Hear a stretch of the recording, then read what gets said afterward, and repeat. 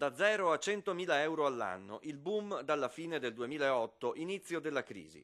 È quanto ha erogato e continua ad erogare in Veneto il fondo anti-usura e anti-indebitamento che l'Adiconsum, associazione dei consumatori della CISL, gestisce per conto del Ministero Attività Produttive.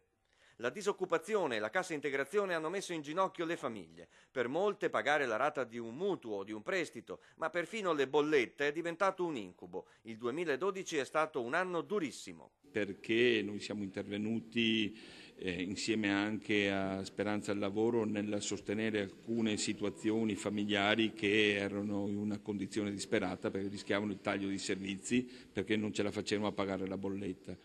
Il fondo, istituito nel 1998, per 10 anni era rimasto inattivo. Ora sono almeno 2 al mese le richieste di disperato aiuto che arrivano agli uffici Adiconsum. L'associazione poi mette in guardia i cittadini dal vertiginoso aumento delle truffe. Anziani, occhio a chi vi fa un regalo.